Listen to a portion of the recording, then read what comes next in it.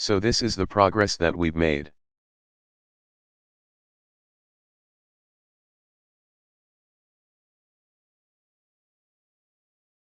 Thanks to the extraordinary service of our men and women in uniform, we're winding down a decade of war.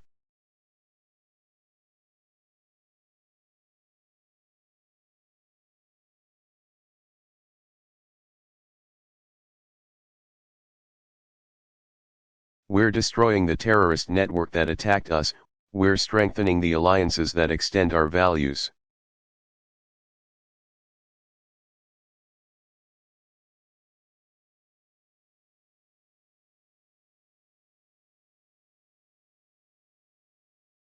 And today, every American can be proud that the United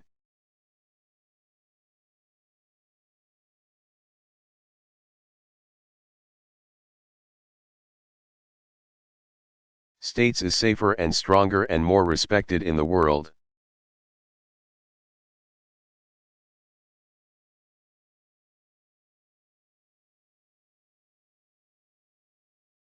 And all this allows us to fulfill another promise that I made to you 4 years ago, strengthening our military.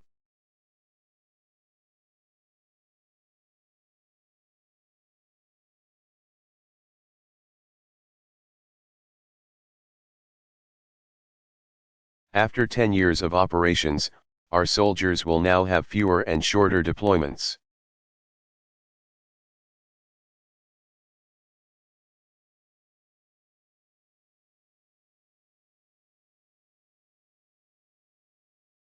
Which means more time on the home front to keep their families strong.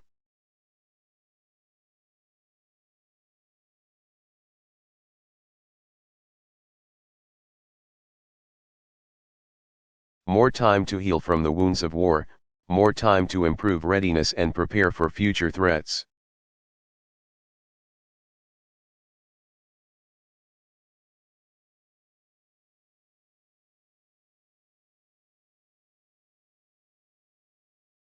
As president, I've continued to make historic investments to keep our armed forces strong.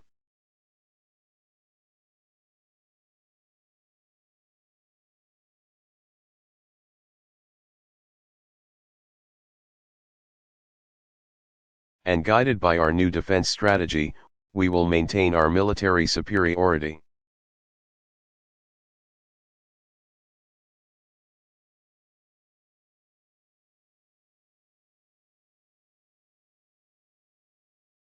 It will be second to none as long as I am president and well into the future.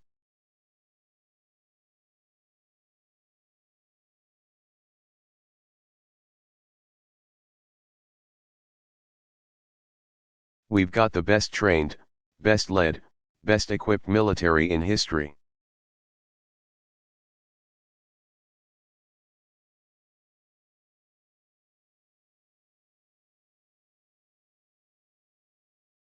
And as Commander-in-Chief, I am going to keep it that way.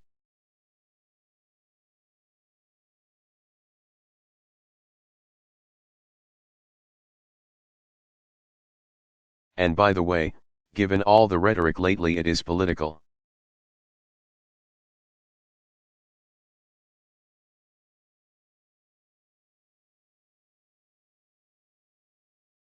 Season, let's also set the record straight on the budget.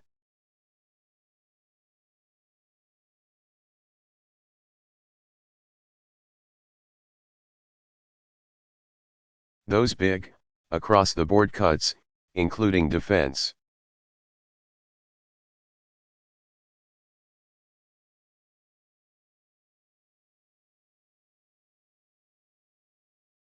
That Congress said would occur next year if they couldn't reach a deal to reduce the deficit.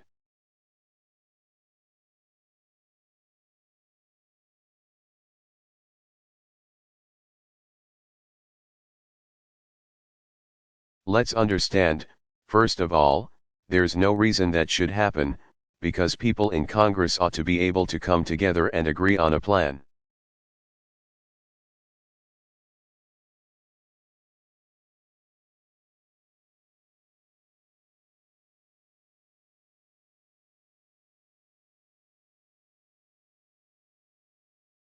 a balanced approach that reduces the deficit and keeps our military strong.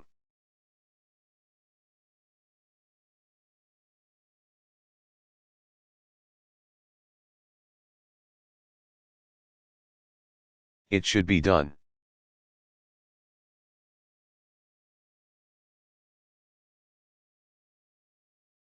And there are a number of Republicans in Congress who don't.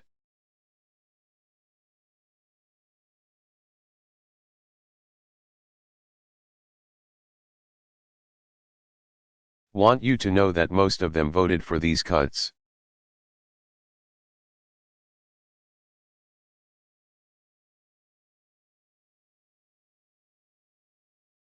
Now they're trying to wriggle out of what they agreed to.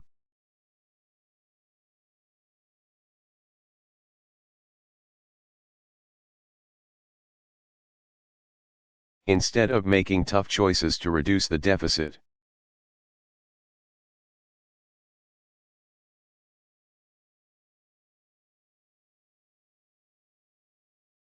They'd rather protect tax cuts for some of the wealthiest Americans, even if it risks big cuts in our military.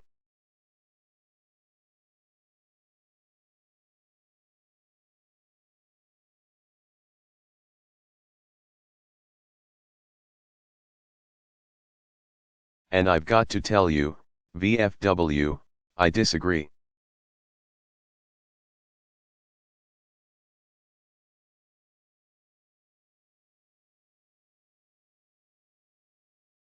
If the choice is between tax cuts that the wealthiest Americans don't need and funding our troops.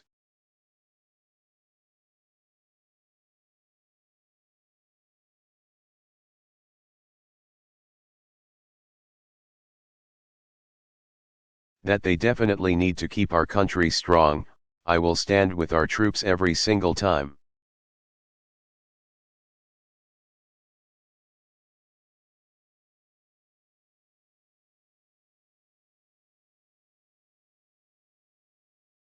So let's stop playing politics with our military.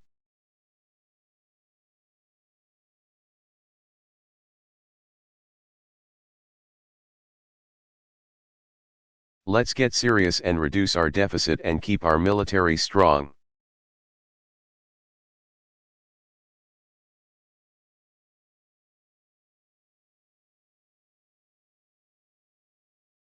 Let's take some of the money that we're saving because we're not fighting in Iraq and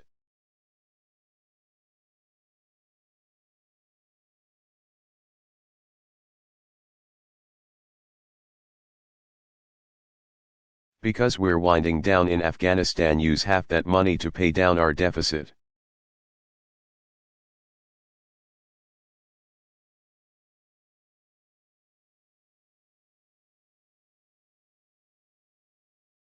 Let's use half of it to do some nation building here in the United States of America.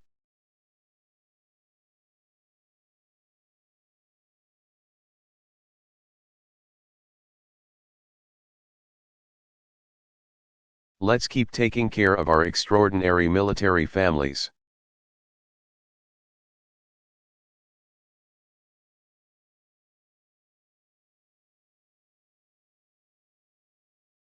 For the first time ever, we've made military families and veterans a top priority, not just at DOD.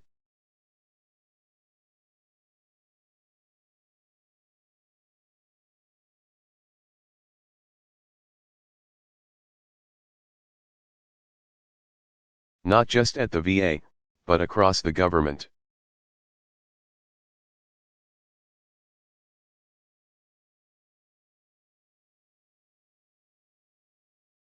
As Richard mentioned, this has been a mission for my wife, Michelle, and Vice President Joe Biden's wife.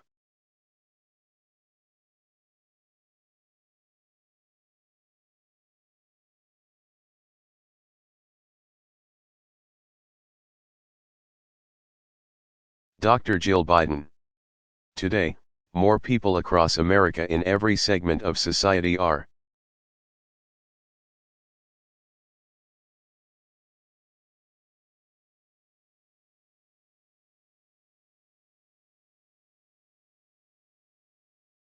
joining forces to give our military families the respect and the support that they deserve.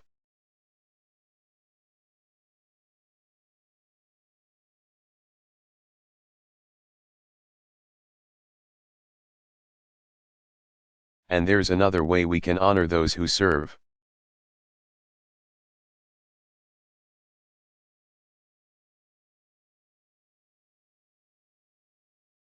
It may no longer be a crime for con artists to pass themselves off as heroes.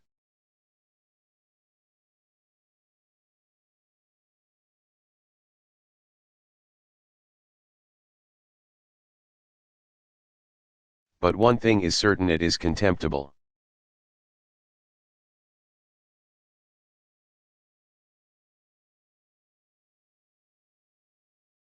So this week, we will launch a new website, a living memorial.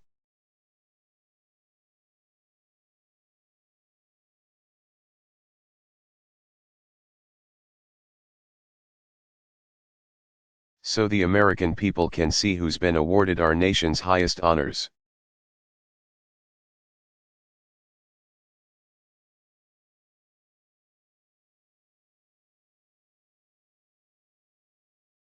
Because no American hero should ever have their valor stolen.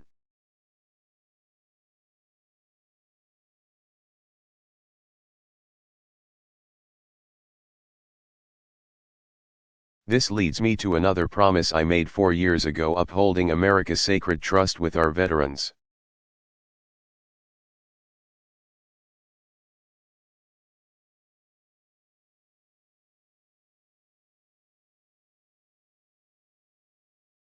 I promised to strengthen the VA, and that promise has been kept.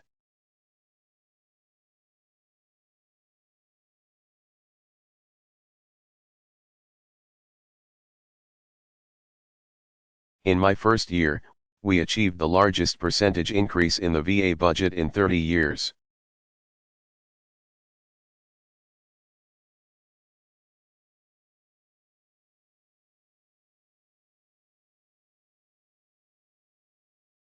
And we're going to keep making historic investments in our veterans.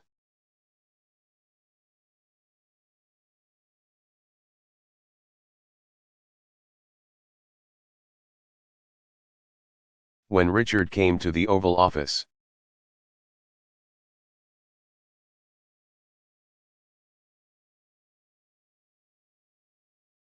we talked about what those automatic budget cuts, sequestration, could mean for the VA.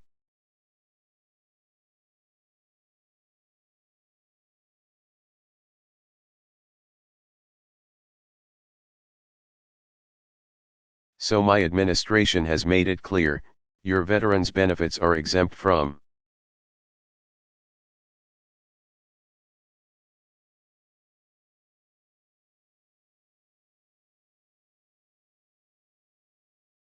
sequestration. They are exempt.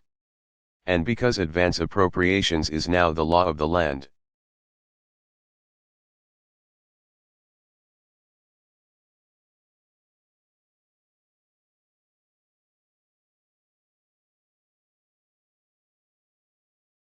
Veterans' health care is protected from the budget battles in Washington.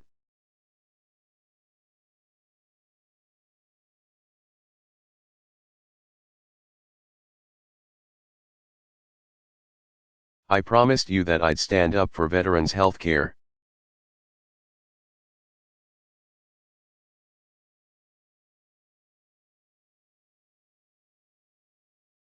As long as I'm president, I will not allow VA health care to be turned into a voucher system.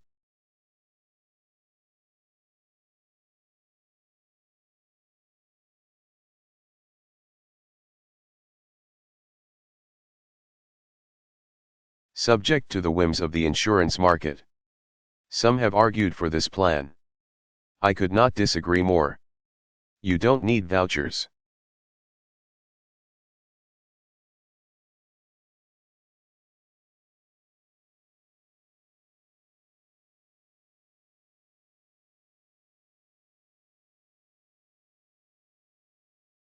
You need the VA health care that you have earned and that you depend on.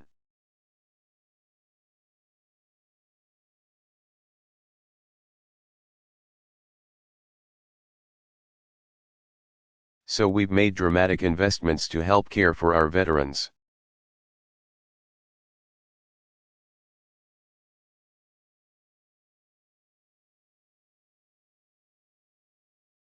For our Vietnam veterans.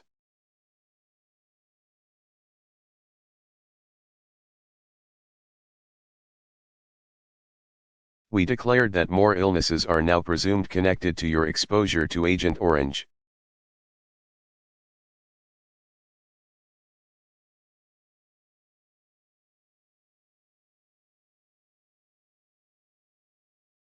As a result of our decision, Vietnam-era vets and your families received nearly $4 billion.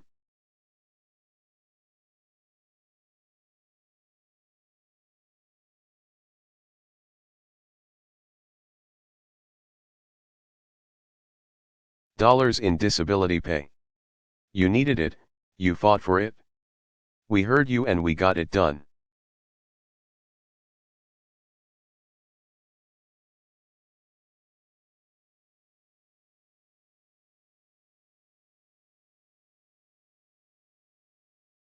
We've added mobile clinics for our rural veterans, more tailored care for our women veterans.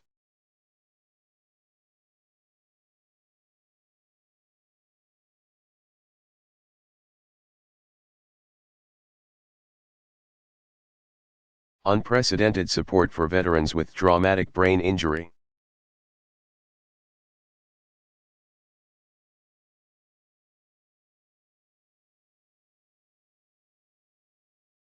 All told, we've made VA health care available to nearly 800,000 veterans who didn't have it before.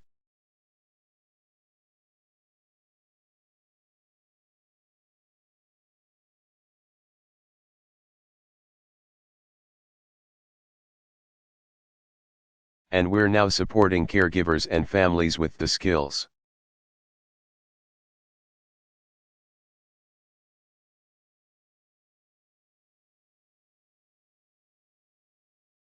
And the stipends to help care for the veterans that they love.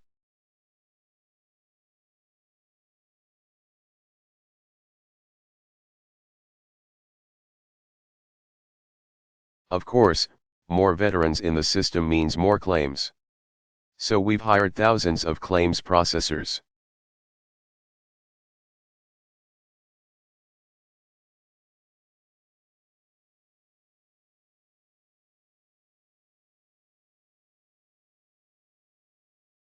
We're investing in paperless systems. To their credit.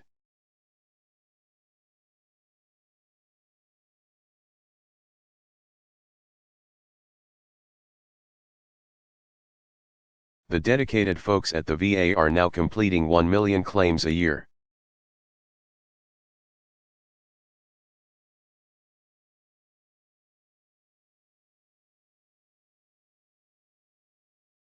But there's been a tidal wave of new claims. And when I hear about veterans waiting months,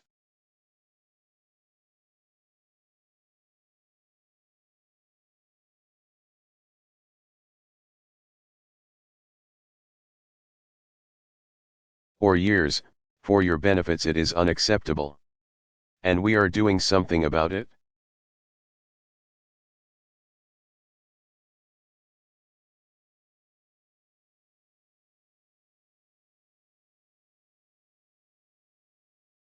We're taking all those folks who processed your Agent Orange claims more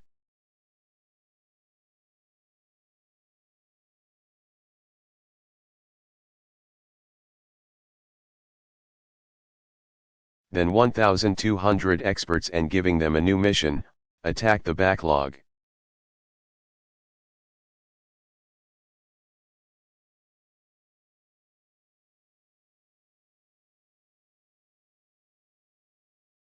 We're prioritizing veterans with the most serious disabilities.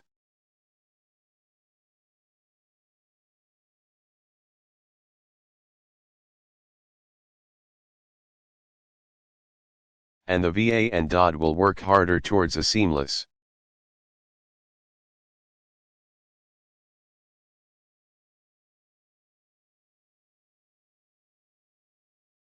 transition, so new veterans aren't just piled onto the backlog.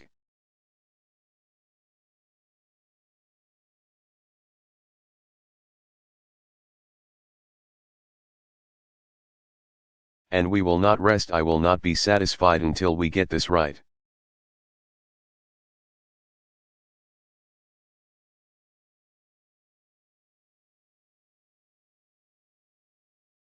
And today, I'm also calling on all those who help our vets complete their claims state VES.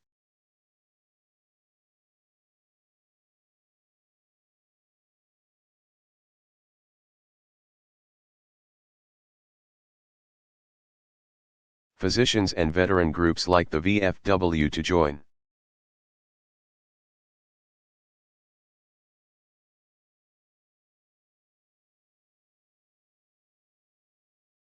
Us.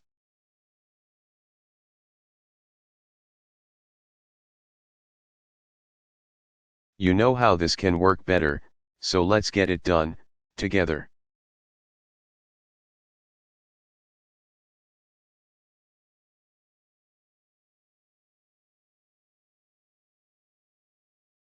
We're also focused on the urgent needs of our veterans with PTSD.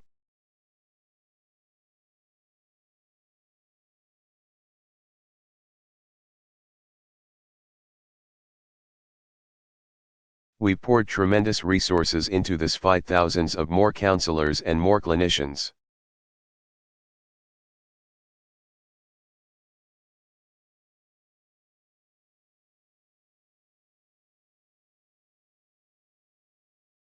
More care and more treatment.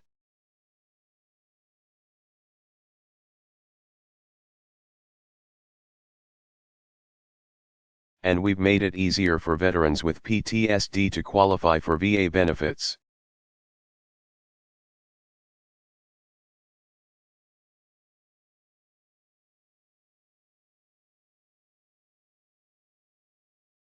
But after a decade of war, it's now an epidemic.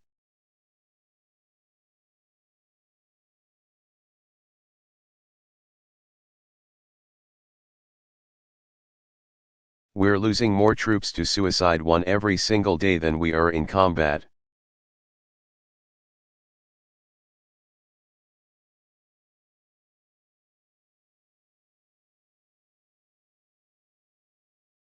According to some estimates, about 18 veterans are taking their lives each day more.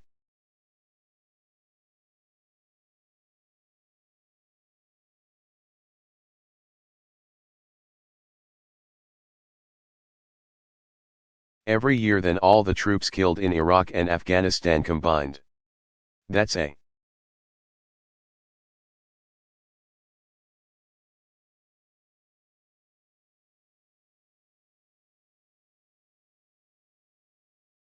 tragedy. It's heartbreaking. It should not be happening in the United States of America.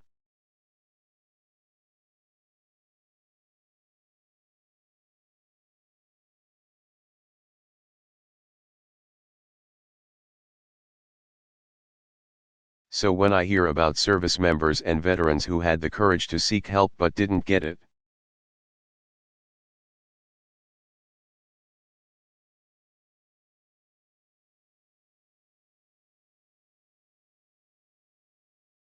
who died waiting, that's an outrage.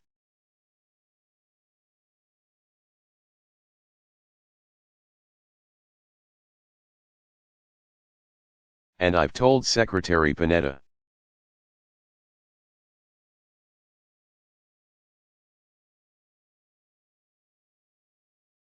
Chairman Dempsey and Secretary Shinseki, we've got to do better.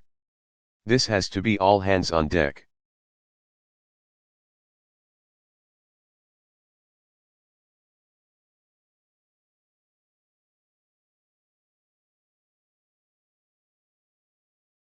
So our message to everyone who's ever worn the uniform: if you're hurting,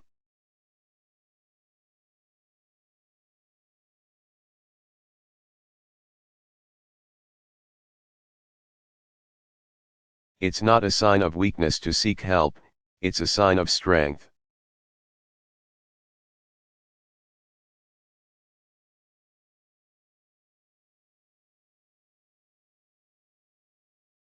And when you do, we'll be there and do more to help, including more counselors and clinicians too.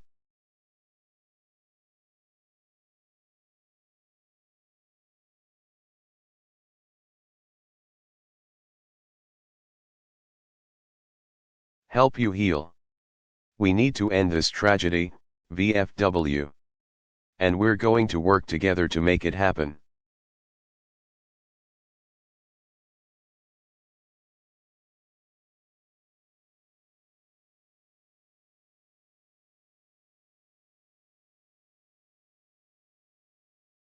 So, too, with our campaign to end homelessness among our veterans.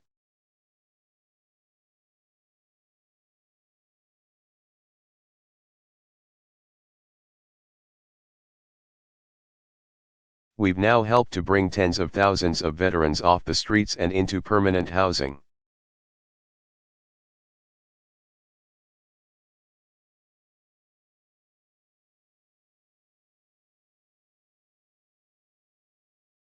This has to be a core mission, because every veteran who has fought for America ought to have a home in America.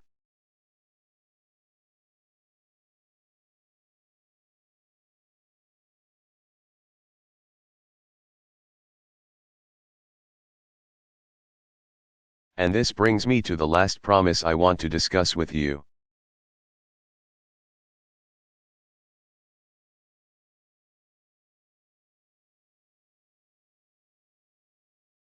"4 years ago, I said that I'd do everything I could to help our veterans realize the American dream.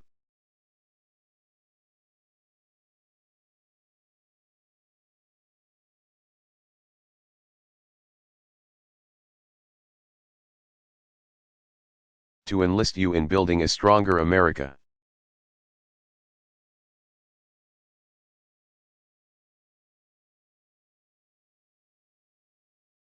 After all, our veterans have the skills that America needs.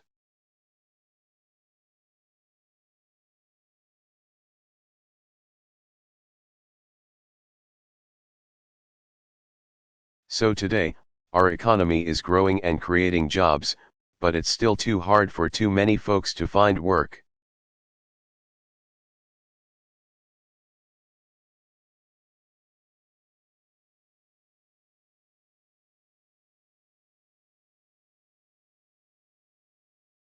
Especially our younger veterans, our veterans from Iraq and Afghanistan.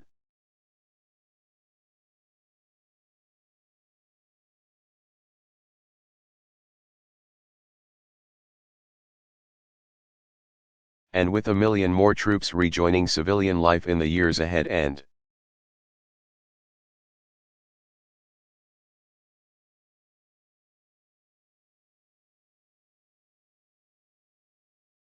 looking for work, we've got to step up our game, at every stage of their careers.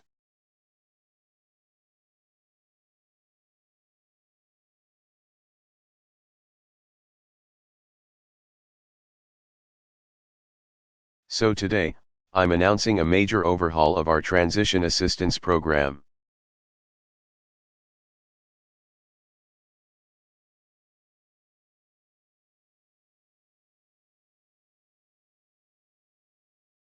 We're going to set up a kind of reverse boot camp for our departing service members.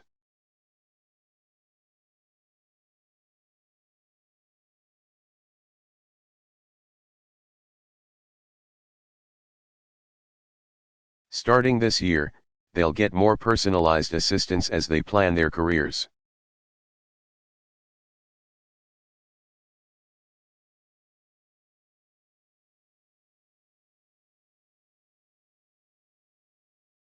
We'll provide the training they need to find that job, or pursue that education, or start that business.